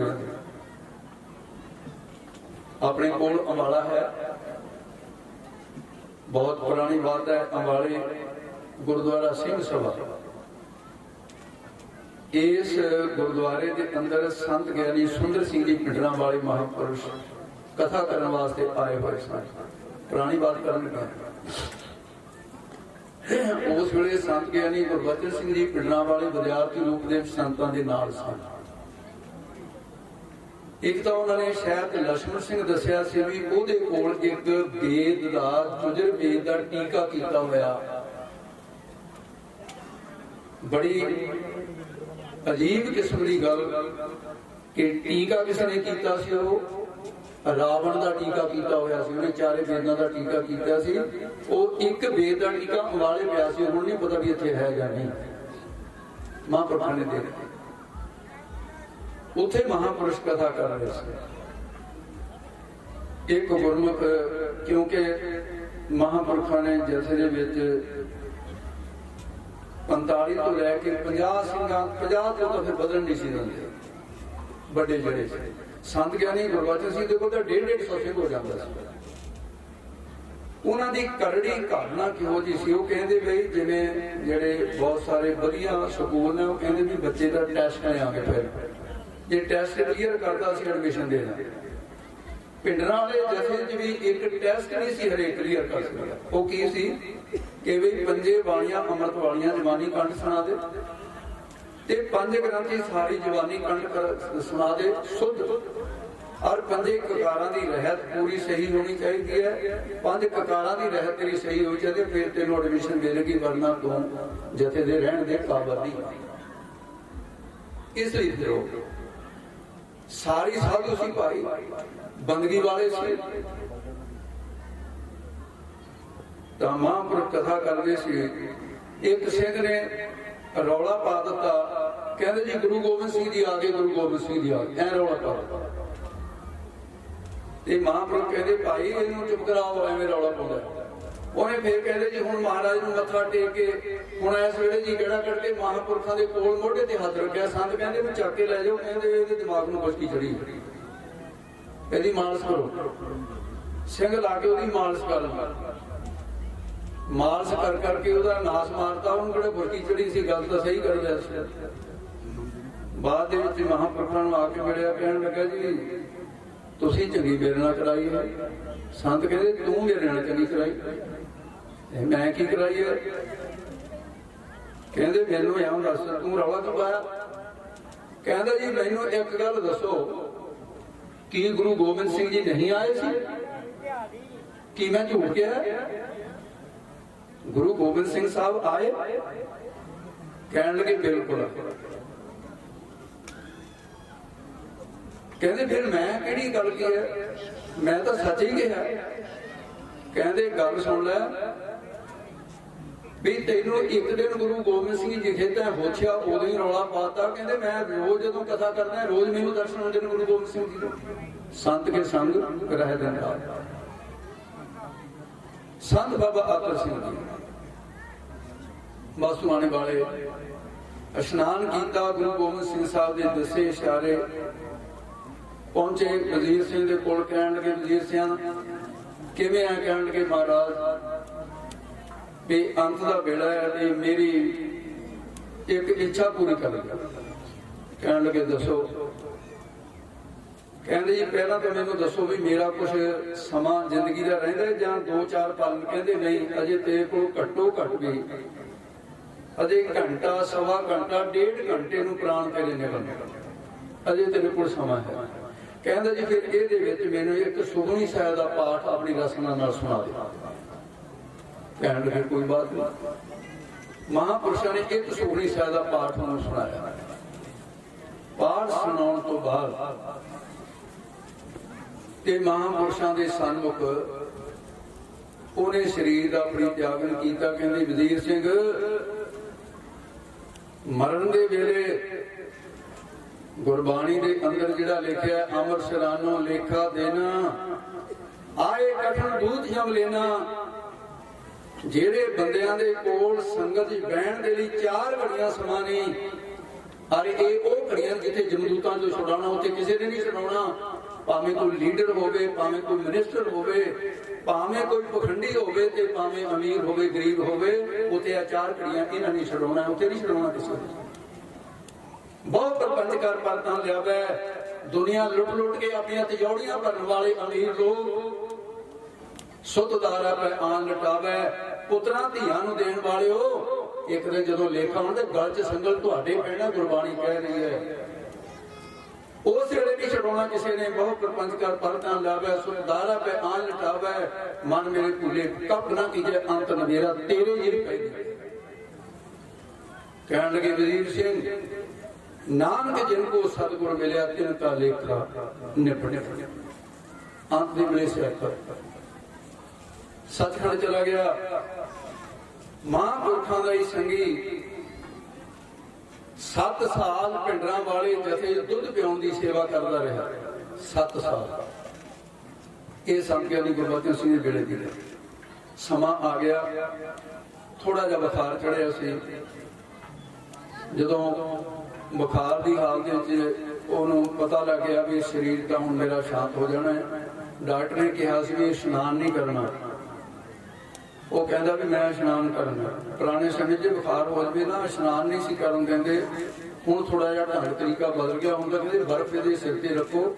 ਇਹ ਤਰੀਕਾ ਠੀਕ ਵੀ ਸਾਬਤ ਹੋਇਆ, ਐਸੀ ਬਾਤ ਨਹੀਂ। ਇਸ਼ਨਾਨ ਕਰ ਲਿਆ। ਜਿਹੜਾ ਸੇਵਾਦਾਰ ਕੋਲ ਸੀ ਕਹਿਣ ਲੱਗੇ ਬਾਬਾ ਜੀ ਕੀ ਗੱਲ ਹੈ? ਕਹਿੰਦੇ ਵੀ ਮੇਰਾ ਸਮਾਂ ਆ ਗਿਆ, ਸੰਤਾਂ ਨੂੰ ਫਤਿਹ ਹੁਣ ਤੁਸੀਂ ਬੁਲਾ ਦੀ। ਮੇਰੇ ਕੋਲ ਤਾਂ ਸਮਾਂ ਹੈ ਨਹੀਂ ਹੁਣ ਫਤਿਹ ਬੁਲਾਉਣ ਦਾ। ਕਹਿਣ ਲੱਗਾ ਵੀ ਠੀਕ ਹੈ, ਵੀ ਤੈਨੂੰ ਕਿਵੇਂ ਪਤਾ ਲੱਗਿਆ ਤੇਰਾ ਸਮਾਂ ਆ ਗਿਆ? ਕਹਿੰਦਾ ਮੈਨੂੰ ਸੰਤ ਬਾਬਾ ਅਤਰ ਸਿੰਘ ਜੀ ਸਾਹਮਣੇ ਖੜੇ ਆ, ਕਹਿੰਦੇ ਗੁਰਮੁਖਾ ਤੇਰਾ ਸਮਾਂ ਹੋ ਗਿਆ, ਤੈਨੂੰ ਲੈਣ ਵਾਸਤੇ ਆਏ ਆ। ਇਹ ਜੋਗ ਰੂੜੀ ਸ਼ਬਦ ਐਵੇਂ ਨਹੀਂ ਹੈ, ਸਮੇਂ ਅੰਤ ਪਰ ਹੋਤ ਸਹਾਈ ਤਾਂ ਤੇ ਸਖਿਆ ਸੰਤ ਬਤਾ। ਸੰਤ ਬਾਬਾ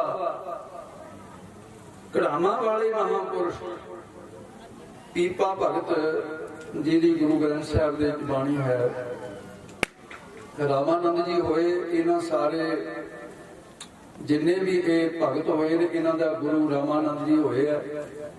ਔਰ ਇਹਨਾਂ ਸਾਰਿਆਂ ਭਗਤਾਂ ਨੇ ਗੁਰੂ ਨਾਨਕ ਸਾਹਿਬ ਮਹਾਰਾਜ ਦੇ ਦਰਸ਼ਨ ਕੀਤੇ ਤਵਾਰੀਖ ਦੇ ਵਿੱਚ। ਇਸ ਤਰ੍ਹਾਂ ਕਬੀਰ ਸਾਹਿਬ ਨੇ ਗੁਰੂ ਨਾਨਕ ਸਾਹਿਬ ਨੂੰ 106 ਵਰਿਆਂ ਦੀ ਉਮਰ 'ਚ ਗੁਰੂ ਧਾਰਨ ਕੀਤਾ। ਇਹ ਪਹਿਲਾ ਰਾਮਾਨੰਦ ਗੁਰੂ ਸੀ। ਪਰ ਫਿਰ ਉਹ ਕਹਿੰਦੇ ਕਬੀਰ ਸਾਚਾ ਸਤਿਗੁਰ ਮੈਂ ਮਿਲਿਆ, ਮੈਨੂੰ ਸੱਚਾ ਗੁਰੂ ਨਾਨਕ ਮਿਲਿਆ। ਇਹ ਲੈਣਾ ਸੋ ਹੋਇਆ ਇੱਕ ਕਬੀਰ ਬਾਂਖੀਆਂ 'ਚ ਉਹਦੀ ਲਿਖੀ ਹੋਈ ਤਾਰੀਖ ਦੇ ਵਿੱਚ ਐਸਾ ਲਿਖਿਆ ਹੋਇਆ। ਤੇ ਪੀਪਾ ਭਗਤ ਰਾਮਾਨੰਦ ਨੂੰ ਪੁੱਛਦਾ ਹੈ ਤੇ ਰਾਮਾਨੰਦ ਜੀ ਉੱਤਰ ਦਿੰਦੇ ਹੈ। ਪੀਪਾ ਭਗਤ ਇੱਕ ਬਾਦਸ਼ਾਹ ਸੀ, ਰਾਜਾ ਸੀ ਗਾਂਗਰਾਉਂ ਦਾ। ਤਿੰਨ ਪਾਸੇ ਨਦੀਆਂ ਦਾ ਇਹੋ ਜਿਹਾ ਸੰਗਮ ਹੈ, ਮੈਂ ਤਾਂ ਉੱਥੇ ਜਾ ਕੇ ਵੇਖਿਆ ਨਾ, ਜਿੰਨੀ ਵਾਰ ਵੀ ਮੈਂ ਜਾਂਦਾ ਰਿਹਾ ਉੱਥੇ ਦੀ ਦੁਸ਼ਮਣ ਉੱਥੇ ਪਹੁੰਚ ਨਹੀਂ ਸੀ ਸਕਦਾ ਕਿਲੇ ਦੇ ਕੋਲ। ਇਹੋ ਜਿਹੇ ਤਿੰਨ ਨਦੀਆਂ ਦਾ ਹੀ ਸੁਰੱਖਿਅਤ ਵਾਸਤੇ ਤੇ ਕਿਲਾ ਵੀ ਬਹੁਤ ਵੱਡਾ। ਜਿੱਦਣ ਬਰਾਗ ਲੱਗਿਆ ਸੀ 20 ਰਾਣੀਆਂ ਸੀ ਤੇ 19 ਰਾਣੀਆਂ ਜਿਹੜੀਆਂ ਉਹਨਾਂ ਨੂੰ ਕਹਿ ਦਿੱਤਾ ਵੀ ਮੈਂ ਹੁਣ ਫਕੀਰ ਹੋਣਾ, ਜਿਹੜੀ ਕੋਈ ਰਾਣੀ ਮੇਰੇ ਨਾਲ ਜਾਣਾ ਚਾਹੁੰਦੀ ਹੈ ਉਹ ਫਕੀਰੀ ਦੇ ਵਿੱਚ ਸਾਥ ਦੇਣਾ ਚਾਹੁੰਦੀ ਹੈ, ਪਰ ਸਰੀਰਕ ਸੰਬੰਧ ਕੋਈ ਨਹੀਂ ਹੋਊਗਾ। ਸਭ ਤੋਂ ਛੋਟੀ ਰਾਣੀ ਸਤੀ ਸਹਿਤਰੀ ਨੇ ਕਿਹਾ ਮੈਂ ਨਾਲ ਜਾਵਾਂਗਾ। ਇਹਨਾਂ ਦੋਨਾਂ ਨੇ ਇਕੱਠਿਆਂ, ਜਿਵੇਂ ਜੱਲਣ ਭਗਤ ਦੇ ਘਰ ਵਾਲੀ ਨੇ ਇਕੱਠਿਆਂ ਨੇ ਬੰਦਗੀ ਕੀਤੀ, ਇਕੱਠਿਆਂ ਬੰਦਗੀ ਕੀਤੀ। ਇਹਨਾਂ ਦੇ ਗੁਰਦੇਵ ਰਾਮਾਨੰਦ ਜੀ ਨੇ ਦੱਸਿਆ, ਕਹਿਣ ਲੱਗੇ ਬੰਦਗੀ ਦਾ ਐਡਾ ਵੱਡਾ ਪ੍ਰਤਾਪ ਹੈ, ਜਿਹੜਾ ਬੰਦਗੀ ਕਰਦਾ ਹੈ ਉਹਦੇ ਸਰੀਰ ਦੇ ਵਿੱਚ 5 ਥਾਂ ਤੇ ਰੱਬੀ ਬਰਕਤਾਂ ਦੇ ਸੋਮੇ ਫੁੱਟਦੇ ਨੇ, ਜਿਵੇਂ ਧਰਤੀ 'ਚੋਂ ਪਾਣੀ ਦਾ ਸੋਮਾ ਫੁੱਟਦਾ ਹੈ। 5 ਸੋਮੇ ਫੁੱਟਦੇ ਰਾਮਾਨੰਦ ਜੀ ਕਹਿੰਦੇ। ਬੀਬਾ ਜੀ ਪੁੱਛਦੇ ਨੇ ਗੁਰਦੇਵ ਕਿਹੜੇ ਕਿਹੜੇ ਸੋਮੇ? ਕਹਿਣ ਲੱਗੇ ਦੇਖ ਬੱਚਾ, ਇੱਕ ਤਾਂ ਸੋਮਾ ਉਹਨਾਂ ਦੀਆਂ ਅੱਖਾਂ ਦੇ ਵਿੱਚ ਬਰਕਤਾਂ ਦਾ, ਜਿਹੜੇ ਬੰਦਗੀ ਵਾਲੇ, ਕਿਉਂਕਿ ਉਹਨਾਂ ਨੇ ਨੇਤਰਾਂ ਨਾਲ ਸੰਸਾਰ ਨੂੰ ਵਿਸ਼ਾ ਦ੍ਰਿਸ਼ਟੀ ਨਾਲ ਕਦੀ ਨਹੀਂ ਵੇਖਿਆ। ਉਹਨਾਂ ਨੇ ਆਪਣੇ ਨੇਤਰਾਂ ਨੂੰ ਪਵਿੱਤਰ ਰੱਖਿਆ ਹੈ। ਨੇਤਰੀ ਸਤਿਗੁਰ ਵੇਖਣਾ, ਉਹਨਾਂ ਨੇ ਨੇਤਰਾਂ ਦੇ ਨਾਲ ਪਰਮੇਸ਼ਰ ਨੂੰ ਦੇਖਿਆ। ਜਤਰ ਜਤਰ ਮਨੋ ਜਾਤੀ ਤਤਰ ਤਤਰ ਬ੍ਰਹਮ ਦ੍ਰਿਸ਼ਟਾ। ਉਹਨਾਂ ਦੇ ਨੇਤਰ ਸਾਫ਼ ਹੋ ਗਏ। ਸੇ ਅਖੜੀਆਂ ਬਿਆਨ ਜਿਹਨੀ ਦਸੰਦੋ ਮਾਪੀ, ਉਹਨਾਂ ਨੇ ਪਰਮੇਸ਼ਰ ਨੂੰ ਵੇਖਿਆ ਤੇ ਪਰਮਾਤਮਾ ਦਾ ਇੱਕ ਸੋਮਾ ਅੱਖਾਂ ਵਿੱਚ ਪ੍ਰਗਟ ਹੋ ਗਿਆ। ਤੇ ਜੇ ਉਹ ਕਿਸੇ ਵੱਲ ਕਿਰਪਾ ਦੀ ਦ੍ਰਿਸ਼ਟੀ ਨਾਲ ਵੇਖ ਲੈਣ ਤਾਂ ਉਹਨੂੰ ਬਹੁਤ ਕੁਝ ਬਰਕਤਾਂ ਪ੍ਰਾਪਤ ਹੋ ਜਾਂਦੀਆਂ। ਕੀ ਪ੍ਰਾਪਤ ਹੁੰਦੀਆਂ? ਕਹਿੰਦੇ ਉਸ ਨੂੰ ਨਾਨਕ ਨਗਰੀ ਨਦਰ ਨਿਹਾਲ। ਨਿਹਾਲ ਕਿਸ ਦਾ ਨਾਮ ਹੈ? ਦੁੱਖ ਰਹਿਤ ਪਦਵੀ ਨੂੰ ਕਹਿੰਦੇ ਨੇ ਨਿਹਾਲ। ਉਹਦੇ ਦੁੱਖ ਨਿਵਰਤ ਹੋ ਜਾਂਦੇ। ਅਮਿਆਂ ਦ੍ਰਿਸ਼ ਸੁਭ ਕਰੇ ਹਰੇ ਅਗ ਪਾਪ ਸਤਿ ਮਲ। ਉਹਦੀ ਨਿਗਾਹ ਦੇ ਵਿੱਚ ਅੰਮ੍ਰਿਤ ਹੈ। ਇਸ ਕਰਕੇ ਸਾਧੂ ਦੀ ਦ੍ਰਿਸ਼ਟੀ, ਕੜਾਮਾਂ ਵਾਲੇ ਮਹਾਂਪੁਰਸ਼ਾਂ ਦੀ ਕਿਹਦੇ ਦੇ ਦ੍ਰਿਸ਼ਟੀ ਪੈਂਦੀ ਰਹੀ, ਇਹ ਤੁਸੀਂ ਜਾਣਦੇ ਹੋ ਜਿਹੜੇ ਤੁਸੀਂ ਨੇੜੇ ਪਏ। ਉਹਨਾਂ ਦੀ ਦ੍ਰਿਸ਼ਟੀ ਦੇ ਵਿੱਚ ਵੀ ਬਰਕਤ ਹੁੰਦੀ ਹੈ। ਨੰਬਰ 2, ਉਹਨਾਂ ਦੀ ਰਸਨਾ ਤੇ ਵੀ ਇੱਕ ਸੋਮਾ ਫੁੱਟਦਾ ਹੈ। ਭਗਤ ਮੁਖ ਹੈ ਤੇ ਬੋਲਦੇ ਸੇ ਬਚਨ ਮੰਦੇ, ਜੋ ਬਚਨ ਕਹਿ ਦੇਣਾ ਉਹ ਪੂਰਾ ਹੋ ਜਾਂਦਾ ਹੈ। ਬ੍ਰਹਮਾ ਵੀ ਉਹਨਾਂ ਦੇ ਬਚਨ ਨੂੰ ਨਹੀਂ ਟਾਲ ਨਾ ਸਕਦਾ, ਤੇ ਪਰਮੇਸ਼ਰ ਦੀ ਕੀਤੀ ਹੋਈ ਨੂੰ ਸੰਤ ਟਾਲ ਦੇਵੇ ਤਾਂ ਟਾਲ ਦੇਵੇ, ਸੰਤ ਦੀ ਕੀਤੀ ਨੂੰ ਰੱਬ ਨਹੀਂ ਟਾਲਦਾ। ਅਨੇਕਾਂ ਮਿਸਾਲਾਂ ਨੇ ਦੀਆਂ, ਮੈਂ ਉਹਨਾਂ ਮਿਸਾਲਾਂ ਵੱਲ ਨਹੀਂ ਜਾਣਾ, ਕਿਉਂਕਿ ਮੈਂ ਜਾ ਕੇ ਕਥਾ ਦੀ ਹਾਜ਼ਰੀ ਭਰਨੀ ਹੈ ਸਮੇਂ ਅਨੁਸਾਰ, ਪਰ ਮੈਂ ਜੋ ਇਹਨਾਂ ਦੀ ਭਾਵਨਾ ਸੀ ਉਹਦੇ ਅਨੁਸਾਰ ਆਪਣਾ ਫਰਜ਼ ਪੂਰਾ ਕਰਨ ਵਾਸਤੇ ਆਇਆ। ਤੇ ਆਓ ਧਿਆਨ ਦਿਓ ਵੀ ਉਹਨਾਂ ਦੀ ਰਸਨਾ ਤੇ ਬਰਕਤ ਹੁੰਦੀ ਹੈ। ਭਗਤ ਮੁਖੇ ਤੇ ਬੋਲਦੇ ਸੇ ਬਚਨ ਹੁੰਦੇ, ਕਿਉਂ ਅਸੀਂ ਬੋਲਦੇ ਹਾਂ ਕੁਛ ਨਹੀਂ ਹੁੰਦਾ, ਉਹਨਾਂ ਦੀ ਰਸਨਾ ਤੇ ਪ੍ਰਭੂ ਜੀ ਵਸੈ ਸਾਧ ਕੀ ਰਸਨਾ, ਨਾਨਕ ਜਨ ਕਾ ਦਾਸਨਾ ਦਸਨਾ।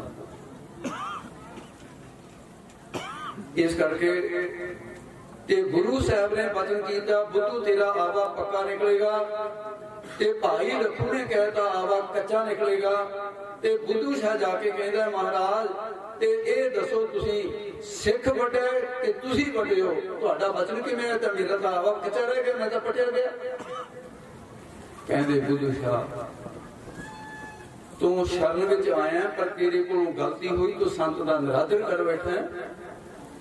ਇਸ ਕਰਕੇ ਵੀ ਬਾਤ ਇਹ ਹੈ, ਉਹਦੀ ਰਸਨਾ ਤੇ ਗੁਰੂ ਰਾਮਦਾਸ ਕਹਿੰਦੇ 21 ਜਪਜੀ ਸਾਹਿਬ ਦੇ ਪਾਠ ਬਿਨਾਂ ਨਾਂਗਾ ਰੋਜ਼ ਕਰਦਾ, ਤੇ ਜਿਹਦੇ ਜਪਜੀ ਸਾਹਿਬ ਕੰਠ ਨਾ ਹੋਵੇ ਹੱਥ ਦੀ ਰੋਟੀ ਨਹੀਂ ਖਾਂਦਾ ਉਹਦੇ। ਇਸ ਕਰਕੇ ਉਹਨੂੰ ਬਰਕਤਾਂ, ਉਹਦਾ ਵਚਨ ਸਾਡਾ ਵਚਨ ਉਹਨੇ ਮੋੜਤਾ, ਪਰ ਉਹਦਾ ਵਚਨ ਅਸੀਂ ਨਹੀਂ ਮੋੜ ਸਕਦੇ। ਮੇਰੀ ਬੰਦੀ ਭਗਤ ਛਡਾਵੇ ਬੰਦ ਹੈ, ਭਗਤ ਨਾ ਛੂਟੇ ਮੋਹੇ, ਇੱਕ ਸਿਰੇ ਮੋਹ ਕੋ ਮਨਵਾਦਾ ਤੋਹਫੇ ਮੋਹੇ ਜਵਾਬ ਨਾ ਹੋਵੇ। एक समय मौको गया माना तो मौके जवाब ना होए। गुरु नानक साहब ने कहा सी बादशाह तू कहा भी ये हाथी जिंदा कीता इनू मार दियो, कहंदे तां मरिया है। मजनू चेले दा वचन है, मैं साखी नूं सुना रहा, कहंदे ले ते मरिया गया सी। नर कहंदे हाथी जा तेरा समा पूरा धर्म दे के डिप्या। जलालुद्दीन पीर जेड़ा नाल सी और जेड़ा उस वेले कहन लगा बरकतां वाला पीर, बादशाह हाथ जोड़ के कहंदा महाराज जी तुहाडी करामात पूरी है, बे किरपा करके इहनूं हाथी नूं दुबारे हुण जिंदा कर दो। कहंदी हुण नहीं होना। क्यों? कहंदे पहला मारिया सी खुदा ने, खुदा दे बंदे ने जिंदा कर दिता, ते हुण मारिया खुदा दे बंदे ने, उहनूं खुदा भी जिंदा नहीं करेगा। निजामुद्दीन पीर नाल है, उस वेले का निजामुद्दीन पीर दे दी गद्दी ते हुण तक पंथ खालसे दा सत्कार करदे आ रहा। इस करके ये सोमा रसना ते महापुरुषां दी रसना ते भी सी, करामां वाले महापुरुषां दे। तीसरा सोमा महापुरुषां दे हत्थां च हुंदा है। इसलिए आपां कहने आ कि महापुरुषां नूं कहने आ जी मेरे बच्चे दे सिर ते हत्थ रख दिया। ਹੁਣ ਤੁਸੀਂ ਕਿਸੇ ਨੇ ਖਿਆਲ ਨਹੀਂ ਕਰਨਾ ਇਸ ਗੱਲ ਦਾ। ਅੱਜ ਤੱਕ ਮੈਨੂੰ ਤਾਂ ਪਤਾ ਨਹੀਂ ਲੱਗਿਆ ਵੀ ਕਿਸੇ ਨੇ ਕਿਹਾ ਹੋਵੇ ਪ੍ਰਧਾਨ ਮੰਤਰੀ ਮੇਰੇ ਪੁੱਤ ਦੇ ਸਿਰ ਤੇ ਹੱਥ ਰੱਖ ਦੇ, ਜਾਂ ਕਿਸੇ ਮੁੱਖ ਮੰਤਰੀ ਨੂੰ ਕਿਹਾ ਹੋਵੇ ਹੱਥ ਰੱਖ ਦੇ।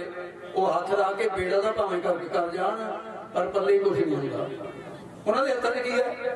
ਉਹਨਾਂ ਹੱਥਾਂ ਨਾਲ ਸੈਂਕੜੇ ਦਾ ਪਾਪ ਕਰਦੇ ਨੇ ਰੋਜ਼। ਸੰਤਾਂ ਨੂੰ ਕਹਿੰਦੇ ਜੀ ਸਿਰ ਤੇ ਹੱਥ ਰੱਖ ਦਿਓ। बड़े बड़े मिनिस्टर राजे महाराजे साधुओं को जाके कहते महाराज कृषियां मुनिया को, उन्होंने हाथों च सोना गुर मस्तक हाथ धर विचों मार कढ़ियां, ये हाथों च बरकत है। ये रामानंद जी दसते गए, कहते चौथा सोमा उन्होंने हिरदे दे विच है, जो जो चित वै साध जान लेता मान। वो जो जो चितवनी संत कर दिया वो चितवनी भी पूरी कर देता है, क्योंकि वो चितवनी दे परमात्मा बैठा है। हिरदे वसिया पार मैं भगता मैं गनिया, राम नाम कोल मैं गए, उन्होंने हिरदे च रब बहिंदा है। इस करके आवाज दी थी रब ने जदे सुन लिया। वो वर शराब नहीं देंगे किसी को, सो इसे जो कह दें पूरा पूरा। पंजवां रामानंद जी कहन लगे संतां दे चरणां दे विच एक सोमा है, जिस करके चरणों दे विच ऐसी शक्ति है, और उस शक्ति का ਇਹ ਸਾਰੇ ਜਿਹੜੇ ਪੰਜੇ ਸੋਮਿਆਂ ਦੀ ਗੱਲ ਮੈਂ ਆਪ ਜੀ ਨਾਲ ਸਾਂਝੀ ਕਰਦਾ। ਗੁਰਬਾਣੀ ਦੇ ਵਿੱਚ ਬੜੇ ਪ੍ਰਮਾਣ ਮਿਲ ਸਕਦੇ, ਤੁਹਾਨੂੰ ਧਿਆਨ ਨਾਲ ਪਾਠ ਕਰਦੇ ਜਾਓਗੇ ਸੈਂਕੜੇ ਪ੍ਰਮਾਣ ਮਿਲ ਜਾਣਗੇ। ਮੈਂ ਸਿਰਫ ਇੱਕ ਪ੍ਰਮਾਣ ਦੇ ਕੇ ਆਪਣੀ ਗੱਲ ਨੂੰ ਅੱਗੇ ਤੋੜਿਆ। ਚਰਨਾਂ ਦੇ ਵਿੱਚ ਜਿਹੜਾ ਸੋਮਾ ਹੈ, ਇਸ ਕਰਕੇ ਕਿਹਾ ਜਾਂਦਾ ਹੈ ਕਿ ਮਹਾਂਪੁਰਸ਼ੋ ਕਿਰਪਾ ਕਰਕੇ ਦਾਸ ਦੇ ਘਰ ਚਰਨ ਪਾ ਦਿਓ, ਸਾਡਾ ਘਰ ਪਵਿੱਤਰ ਹੋ ਜਾਏ। ਤੇ ਕਿਸੇ ਰਾਜਨੀਤਿਕ ਲੋਕ ਨੂੰ ਵੀ ਕਿਹਾ ਜਾਂਦਾ ਵੀ ਮੇਰਾ ਘਰ ਪਵਿੱਤਰ ਹੋ ਜਾਊਗਾ, ਤੁਸੀਂ ਘਰ ਦੇ ਚਰਨ ਪਾ ਦਿਓ। ਘਰ ਮੈਲਾ ਤਾਂ ਬਸ਼ੱਕ ਕਰ ਜਾਵੇ, ਉਹ ਪਵਿੱਤਰ ਕਿੱਥੋਂ ਹੋਣਾ, ਤਾਂ ਵਿਚਾਰਾ ਪੂਰੀ ਮੈਲ ਦਾ ਭਰਿਆ ਹੋਇਆ। ਸੰਤ ਦਾ ਇੱਕ ਜਿਸਮ ਪਵਿੱਤਰ ਹੈ, ਇਸ ਕਰਕੇ ਉਹਦੇ ਚਰਨ ਗੁਰੂ ਗ੍ਰੰਥ ਸਾਹਿਬ ਜੀ ਉੱਤਰ ਦੇਣਗੇ, ਜਨ ਕੇ ਚਰਨ ਤੀਰਥ ਕੋਟ ਗੰਗਾ। ਇੱਕ ਪਾਸੇ ਕਰੋੜਾਂ ਗੰਗਾ ਤੇ ਇੱਕ ਪਾਸੇ ਸੰਤ ਦੇ ਚਰਨ। ਕਰੋੜਾਂ ਗੰਗਾ ਮੁਕਾਬਲਾ ਨਹੀਂ ਕਰ ਸਕਦੀ, ਕਰੋੜਾਂ ਗੰਗਾ ਦੇ ਨਾਲੋਂ ਸੰਤ ਦੇ ਚਰਨਾਂ ਦੀ ਪਵਿੱਤਰਤਾ ਹੈ। ਕਰੋੜਾਂ ਗੰਗਾ ਦੇ ਨਾਲ 68 ਤੀਰਥ 68 ਤੀਰਥ ਜੈ ਸਾਧ ਭਗਤ ਰਹਿ, ਤਹਾਂ ਵੈਕੁੰਠ ਜੈ ਨਾਮ ਉਤਰੈ। ਮੈਂ ਗੱਲ ਸ਼ੁਰੂ ਕੀਤੀ ਸੀ ਤੁਹਾਡੇ ਨਗਰ ਨੂੰ ਵੈਕੁੰਠ ਬਣਾ ਦਿੱਤਾ। ਵੈਕੁੰਠ ਤੋਂ ਸ਼ੁਰੂ ਕੀਤੀ ਸੀ ਗੱਲ, ਵੈਕੁੰਠ ਤੇ ਲਿਆ ਕੇ ਸਮਾਪਤ ਕਰਾਂਗਾ। ਪਰ ਵੈਕੁੰਠ ਦੇ ਅਰਥ ਸਮਝ ਕੇ ਜ਼ਰੂਰ ਜਾਇਓ, ਕਿਹਨੂੰ ਕਹਿੰਦੇ ਵੈਕੁੰਠ, ਕਿਵੇਂ ਆ ਤੁਹਾਡਾ ਨਗਰ। 68 ਤੀਰਥ 68 ਤੀਰਥਾਂ ਦਾ ਮਹੱਤਵ ਜੈ ਸਾਧ ਭਗਤ ਹੈ। ਸਾਧੂ ਨੇ ਤੁਹਾਡੇ ਚਰਨ ਇੱਥੇ ਧਰੇ, ਇੰਨੀ ਦੇਰ ਰਹੇ ਤੇ ਤੁਹਾਡਾ ਤਾਂ 68 ਤੀਰਥਾਂ ਨਾਲ ਪਵਿੱਤਰ ਕਰ ਦਿੱਤਾ ਨਗਰ। ਔਰ ਫਿਰ ਨਾਲ ਕਿਹਾ ਤਹਾਂ ਵੈਕੁੰਠ ਜੈ ਨਾਮ ਉਤਰੈ। ਵੈਕੁੰਠ ਦਾ ਅਰਥ ਕੀ ਹੈ? ਕੁੰਠ ਦਾ ਅਰਥ ਹੈ ਕੋਸ਼ ਕਰਕੇ ਕਹਿੰਦੇ ਅਕੁੰਠ ਰੁਕਣਾ, ਤੇ ਵੈ ਦਾ ਅਰਥ ਹੈ ਦਵੈਸ਼। ਜਿਸ ਥਾਂ ਤੇ ਦਵੈਸ਼ ਰੁਕ ਜਾਏ, ਵੈ ਜਮਾ ਕੁੰਠ ਵੈਕੁੰਠ। ਸੰਤਾਂ ਦੇ ਹਿਰਦੇ ਦੀ ਦਵੈਸ਼ ਨਹੀਂ ਸੀ, ਇਸ ਕਰਕੇ ਉਹ ਜਿੱਥੇ ਬੈਠੇ ਵੈਕੁੰਠ ਨਗਰ ਜਹਾਂ ਸੰਤ ਵਾਸਾ, ਤਾਂ ਮੈਂ ਕਹਿੰਦਾ ਕਿ ਉਹ ਵੈਕੁੰਠ ਬਣਾ ਗਿਆ। ਤੇ ਵੈ ਨਾਮ ਵਾਸ਼ਨਾ ਦਾ ਵੀ ਹੈ, ਇਹ ਵੀ ਅਰਥ ਲੈਂਦੇ ਆ ਵਿਦਵਾਨ। ਕੁੰਠ ਨਾਮ ਰੁਕੂਗਾ ਜਿੱਥੇ ਵਾਸ਼ਨਾਵਾਂ ਰੁਕ ਜਾਣ।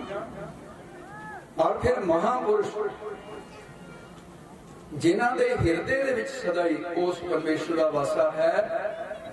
ਤੈਤੀਰੀਆ ਉਪਨਿਸ਼ਦ ਹੈ, ਉਪਨਿਸ਼ਦਾਂ ਦੇ ਬੜੇ ਸੋਹਣੇ ਸੋਹਣੇ ਸੂਤਰ ਪਏ ਜਿਹੜੇ ਗੁਰਮਤਿ ਦੇ ਨਾਲ ਮਿਲਦੇ ਆ। ਤੈਤੀਰੀਆ ਉਪਨਿਸ਼ਦ ਦੇ ਵਿੱਚ ਲਿਖਿਆ ਏਕ ਤੁਖਾ ਬ੍ਰਹਮ ਏ ਸਵੈੰਤਰੰ ਜੋਤੀ ਪੁਰਸ਼ਾ।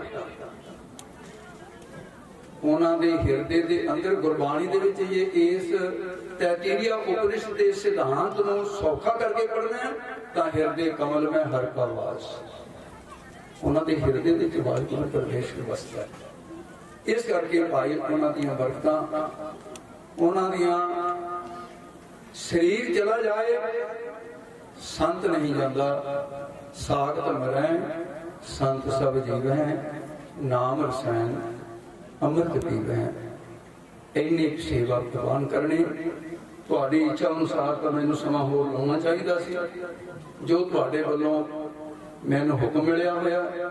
ਪਰ ਮੇਰੀ ਇਹ ਬੇਵਸੀ ਹੈ ਵੀ ਮੈਂ ਜਾ ਕੇ 4 ਵਜੇ ਕਥਾ ਦੀ ਹਾਜ਼ਰੀ ਭਰਨੀ ਹੈ। ਮੈਂ ਸਰੋਤਿਆਂ ਨਾਲ ਉੱਥੇ ਵੀ ਵਾਅਦਾ ਕਰਕੇ ਆਇਆ। ਇਹ ਤਾਂ ਇੱਕ ਇਮਤਿਹਾਨ ਸੀ ਵੀ 45 ਮਿੰਟ ਦਾ ਰਸਤਾ ਪੌਣੇ 3 ਘੰਟੇ ਦੇ ਤੈਅ ਕਰ ਹੋਇਆ। ਔਰ ਵੇ ਵਾਹਿਗੁਰੂ ਨੇ ਮੈਨੂੰ 70 ਸਾਲ ਤੱਕ ਇਹ ਪਿੰਡ ਨਹੀਂ ਦੇਖੇ ਜਿਹੜੇ ਵਾਹਿਗੁਰੂ ਨੇ ਅੱਜ ਇੱਕ ਦਿਨ ਸਿਖਾ ਦਿੱਤਾ। ਗੁਰਪ੍ਰੀਤ ਸਿੰਘ ਨੇ ਤਾਂ ਦੇਖੇ ਹੋਣਗੇ ਵੀ ਉਹਨੇ SGPC ਇਲੈਕਸ਼ਨ ਲੜੀ, ਲੋਕਾਂ ਨੇ ਕਹਿਤਾ ਵੀ ਠੀਕ ਹੈ ਜੀ ਅਸੀਂ ਜ਼ਰੂਰ ਸੰਤ ਸਮਾਜ ਵੱਲੋਂ ਮੇਰੇ ਨਾਂ ਦੀ ਕਹਿੰਦੇ ਜੀ ਸੰਤ ਸਮਾਜ में ਇੰਨੀਆਂ ਟਿਕਟਾਂ ਜਿੰਨੇ ਵੀ ਸ਼ਰਧਾ ਧਾਰ ਕੇ ਆਇਓ ਗੁਰੂ ਸਾਹਿਬ ਤੁਹਾਡੀ ਸ਼ਰਧਾ ਨੂੰ ਭਾਗ ਲਾਉਣ। ਤੇ ਮਹਾਂਪੁਰਖ ਅਮਰਨ ਉਹ ਦੇਖ ਰਹੇ ਨੇ ਸਾਡੇ ਜੋੜ ਮੇਲੇ ਤੇ ਕਿਹੜੇ ਕਿਹੜੇ ਆਏ ਆ ਕਿਹੜੇ ਨਹੀਂ ਆਏ। ਤੇ ਮਹਾਰਾਜ ਸਾਹਿਬ ਜੀ ਕਿਰਪਾ ਕਰਨ। ਇੱਕ ਗੱਲ ਦੀ ਘਾਟ ਜਿਹੜੀ ਹੈ ਉਹ ਤਾਂ ਜਿੰਨਾ ਚਿਰ ਮੇਰੀ ਜ਼ਿੰਦਗੀ ਹੈ ਤੁਹਾਡੀ ਜ਼ਿੰਦਗੀ ਹੈ, ਸਰਦਾਰ ਉਜਾਗਰ ਸਿੰਘ ਦੀ ਜਿਹੜੀ ਘਾਟ ਹੈ ਇਹ ਤਾਂ ਮਹਿਸੂਸ ਹੁੰਦੀ ਰਹੇਗੀ। ਅੱਜ ਵੀ ਹੈ, ਪਿੱਛੇ ਵੀ ਸੀ, ਅੱਗੇ ਲੱਗੇ ਹੋਏ। ਠੀਕ ਆ, ਉਹਨਾਂ ਦੇ ਭਰਾ ਤਾਂ ਕਰਨੈਲ ਸਿੰਘ ਜੀ ਬੜੇ ਲਾਇਕ ਹਨ, ਤੁਸੀਂ ਬੜਾ ਸੰਭਾਲਿਆ। ਪਰ ਉਹ ਵੀ ਸਟੇ ਦੇ ਸ਼ਿੰਗਾਰ ਸੀ ਔਰ ਉਹ ਬੜਾ ਲੰਮਾ ਸਮਾਂ ਜ਼ਿੰਦਗੀ ਦਾ ਵਾਸਤਾ ਉਹਨਾਂ ਦਾ ਰਿਹਾ ਜਦੋਂ ਫਤਿਹਗੜ੍ਹ ਸਾਹਿਬ ਦੇ ਸੀ। ਗੁਰੂ ਕਿਰਪਾ ਕਰੇ ਉਹਨਾਂ ਦੀ ਆਤਮਾ ਨੂੰ ਵੀ ਮਹਾਰਾਜ ਮਹਾਂਪੁਰਖ ਕਿਰਪਾ ਕਰਕੇ ਬਖਸ਼ਾਉਣ, ਸ਼ਾਂਤੀ ਬਖਸ਼ਣ। ਆਓ ਦਾਸ ਦੀਆਂ ਭੁੱਲਾਂ ਇੱਥੇ ਖਿਮਾ ਕਰਨੀਆਂ, ਭੁੱਲਾਂ ਚੁੱਕਾਂ ਦੀ ਖਿਮਾ ਕਰਦੇ ਹੋਏ ਫਤਿਹ ਦੀ ਸਾਂਝ ਕਰੋ ਜੀ। ਗੱਲ ਕੀ ਆਖੋ, ਵਾਹਿਗੁਰੂ ਜੀ ਕਾ ਖਾਲਸਾ, ਵਾਹਿਗੁਰੂ ਜੀ ਕੀ ਫਤਿਹ। ਇਹਨਾਂ ਦਾ ਸਮੁੱਚੇ ਜਥੇ ਦਾ ਆਪਣੇ ਵੱਲੋਂ, ਪਰਿਵਾਰ ਵੱਲੋਂ, ਗੁਰਦੁਆਰਾ ਸਾਹਿਬ ਦੀ ਮੈਨੇਜਮੈਂਟ ਕਮੇਟੀ ਵੱਲੋਂ, ਪੂਰੇ ਇਲਾਕੇ ਵੱਲੋਂ ਇਹਨਾਂ ਨੂੰ ਜੀਆਂ ਵੀ ਆਖਦੇ ਤੇ ਧੰਨਵਾਦ ਵੀ ਕਰਦੇ ਹਾਂ, ਕਿਉਂਕਿ ਐਸੇ ਔਖੇ ਸਮੇਂ ਦੇ ਵਿੱਚ ਇਹਨਾਂ ਨੇ ਆਪਣਾ ਜਿਹੜਾ ਵਚਨ, ਜਿਸ ਤਰ੍ਹਾਂ ਬਾਬਾ ਜੀ ਨੇ ਕਿਹਾ, ਉਹ ਟੱਲ ਕਿਹਾ ਸੀ, ਉਹੀ ਟੱਲ ਕਰ ਦਿਖਾਇਆ। ਸੋ ਗੁਰੂ ਮਹਾਰਾਜ ਇਹਨਾਂ ਤੇ ਬਖਸ਼ਿਸ਼ ਕਰੇ, ਮਿਹਰ ਭਰੇ ਹੱਥ ਰੱਖੇ। ਸੋ ਇਹਨਾਂ ਦਾ ਬਹੁਤ ਬਹੁਤ ਧੰਨਵਾਦ ਕੀਤਾ ਜਾਂਦਾ ਹੈ। ਸੋ ਇਹਨਾਂ ਦੇ ਨਾਲ ਇੱਕ ਕਾਲਾ ਛੱਡਣਾ, ਬੋਲੇ ਸੋ ਨਿਹਾਲ। ਸੋ ਆ ਗਈ